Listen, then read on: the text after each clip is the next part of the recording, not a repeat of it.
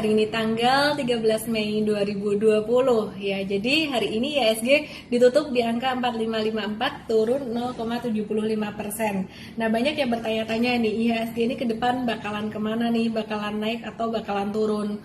Terus kemudian harga minyak nih gimana? Faktor jangka pendek yang akan mempengaruhi gerak IHSG naik dan turun tuh apa gitu. Nah, ada dua skenario. Skenario yang pertama adalah skenario bullish, skenario yang kedua adalah skenario bearish. Skenario bullish ini, ada beberapa orang yang mengatakan bahwa IHSG itu gak bakalan turun lagi deh. Kenapa? Karena bakalan ada stimulus dan stimulus terus, sehingga nanti indeksnya juga akan naik terus gitu.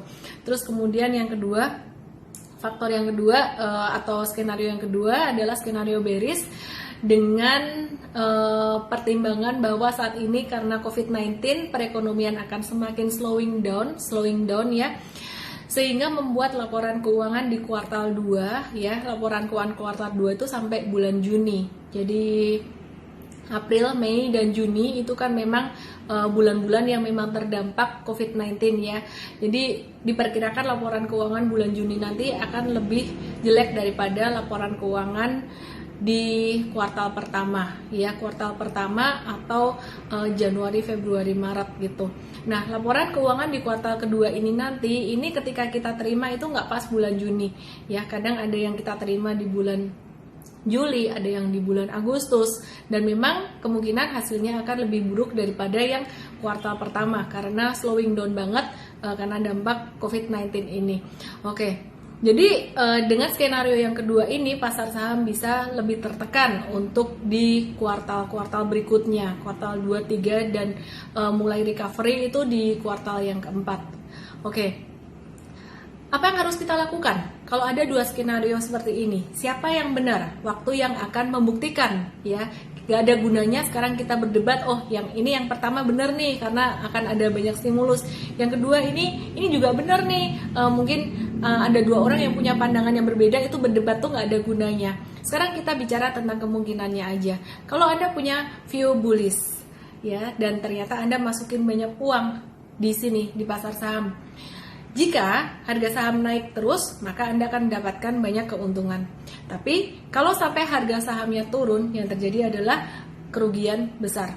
Kalau kita punya view yang kedua, view bearish, view waspada, mungkin saat ini kita baru menginvestasikan 20-30% uang kita, dimana kita masih punya cash 70-80%. Dan ketika pasar saham naik, kita sudah punya saham 20-30%, udah untung, dan ketika mulai beranjak naik, kita bisa gunakan 70-80% sisa uang itu untuk membeli nanti secara bertahap. Apa nggak telat? Kalau buat long term investing itu nggak telat ya, kalau buat trading telat ya. Jadi kalau memang view-nya untuk long term investing nggak telat. Sebaliknya, kalau pasar saham itu turun dengan skenario yang kedua, maka Anda masih punya 70-80% cash untuk masuk ketika pasar saham turun.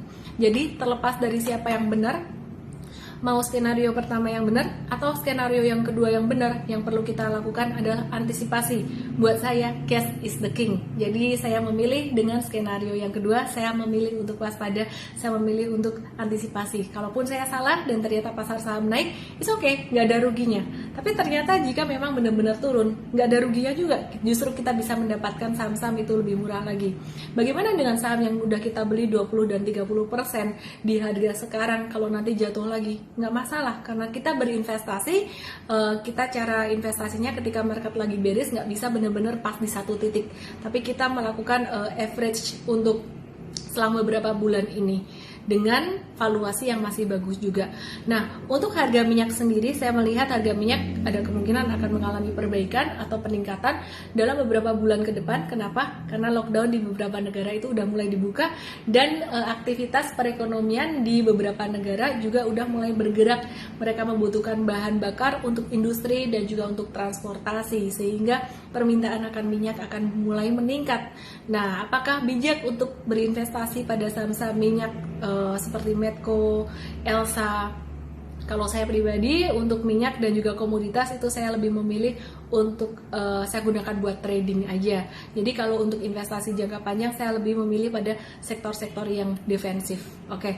Hari Sabtu nanti di Seminar Online Saham Diskon Vaganza saya akan membahas tentang bagaimana cara menghitung harga wajar saham dan juga margin of safety ya. Jadi dari harga sekarang sampai ke harga wajar itu masih ada berapa persen upside itu peluang untuk naiknya ya. Jadi selain harga wajar saham, saya juga akan membahas tentang saham-saham yang keluar dan masuk ya, yang dikeluarkan dan ditambahkan dari MSCI Global Indonesia Index dan juga MSCI Small Caps Indonesia.